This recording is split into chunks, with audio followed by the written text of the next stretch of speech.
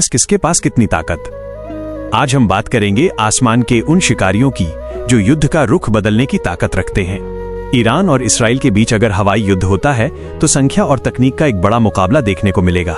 शुरुआत करते हैं इसराइल की हवाई ताकत से, जिसे दुनिया की सबसे खतरनाक एयरफोर्स में से एक माना जाता है। इसराइल के पास कुल मिलाकर लगभग 600 से ज्यादा सैन्य विमान हैं, जिनमें से फाइटर जेट्स की संख्या करीब 340 है। इसराइल की सबसे बड़ी ताकत उसके 39 F-35I other stealth fighter jets हैं, जो रडार की नजरों से बचकर हमला करते हैं। इसके अलावा इसराइल के पास 175 F-16 फाइटिंग फाल्कन है, जो हवा से हवा और हवा से जमीन पर हमला करने में माहिर हैं। इतना ही नहीं, इसराइल के पास 50 F-15 ईगल और 25 F-15E स्ट्राइक ईगल जैसे भारी लड़ाकू विमान भी मौजूद हैं। ये F-15 जेट्स लंबी दूरी तक भारी बमबारी करने और दुश्मन के विमानों को मार गिराने के लिए जाने जाते हैं।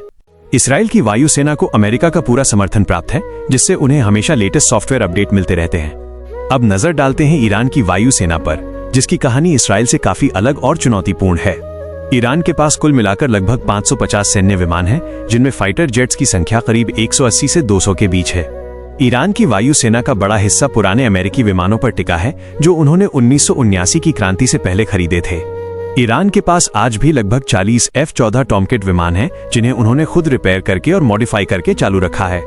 इसके अलावा ईरान के पास करीब 60 F-4 फैंटम और 20 F-5 टाइगर जैसे पुराने जमाने के लड़ाकू विमान भी हैं। रूस की मदद से ईरान के पास करीब 24 MiG-29 और कुछ सुखोई 24 विमान भी मौजूद हैं।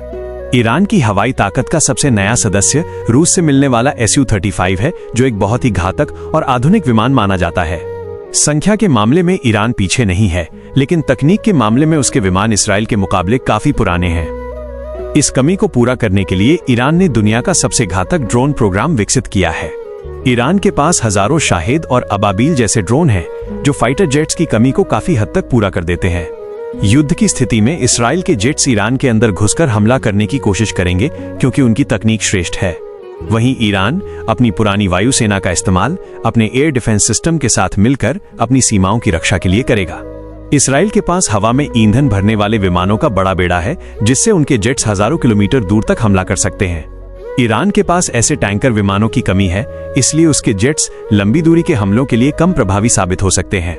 कुल मिलाकर इसराइल के पास क्वालिटी यानी बेहतरीन तकनीक है, जबकि ईरान क्वांटिटी और ड्रोन तकनीक पर निर्भर है। अगर इन दोनों के बीच सीधा मुकाबला होता है तो तकनीक के मामले में इसराइल का पलड़ा काफी भारी नजर आता है, लेकिन ईरान का विशाल भूगोल और उसकी छिपकर हमला करने वाली रणनीति इसराइल के लिए बहुत बड़ी चुनौती बन सकती है। आसमान की इस जंग में जीत उसकी होगी जो अपनी तकनीक और हिम्मत का सही संतुलन बना पाएगा।